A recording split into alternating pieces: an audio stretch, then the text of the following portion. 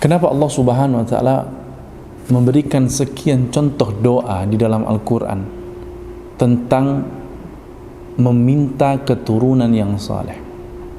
Sebagaimana doa Nabi Ibrahim alaihissalam, Rabbi habli minas salihin.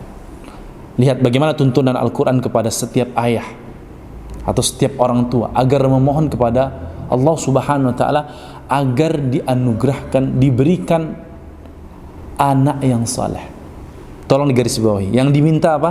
Anak yang saleh, bukan anak yang kaya. Yang diminta adalah keturunan yang saleh, bukan keturunan yang kelak memiliki harta yang berlimpah ruah.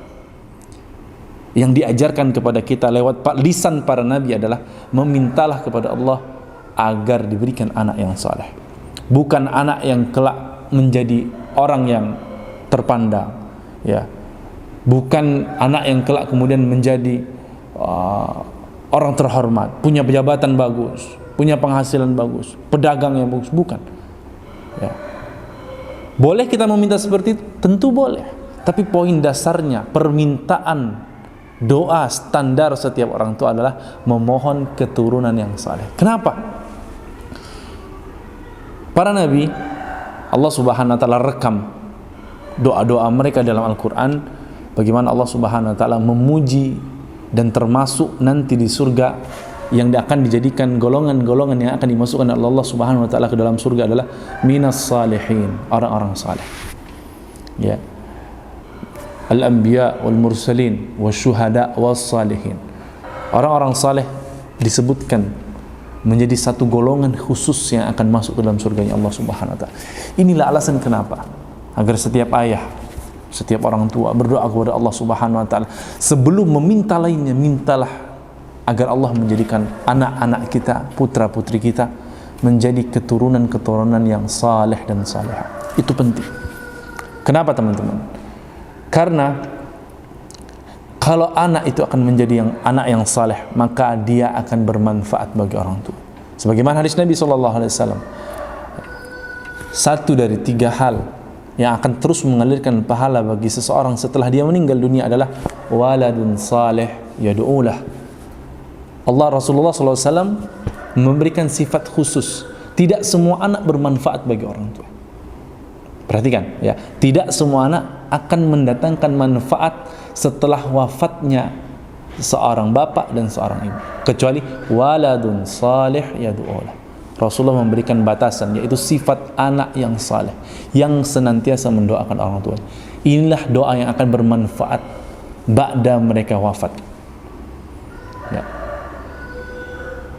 Apakah kita tidak boleh meminta anak yang, ya Allah jadikan anakku kaya raya, murah rezeki? Boleh, tapi dahului permintaan Anda meminta kesalehan, ya, sifat saleh pada diri mereka. Karena jika mereka nanti ditakdirkan oleh Allah Subhanahu wa taala menjadi orang yang kaya, jika dia saleh, dia akan tahu bagaimana caranya menggunakan harta. Dia akan mendermakan sebagian hartanya sebagai hak dan kewajiban dia, hak untuk orang lain dan kewajiban dia untuk dikeluarkan di jalan Allah.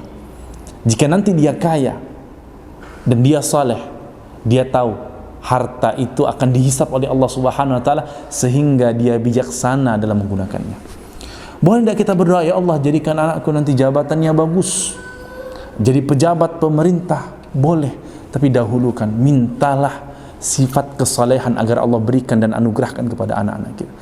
Kenapa? Jika suatu saat nanti mereka jadi pejabat ini ya, jika suatu saat nanti mereka jadi pejabat, maka mereka akan jadi pejabat yang saleh, yang amanah, yang adil, yang tidak akan korupsi, ya, yang akan mementingkan kepentingan rakyat dibandingkan kepentingan dia dan keluarganya. Dan itu semua adalah sifat-sifat kesalehan. Boleh tidak kita berdoa, ya Allah jadikan anakku pedagang yang sukses?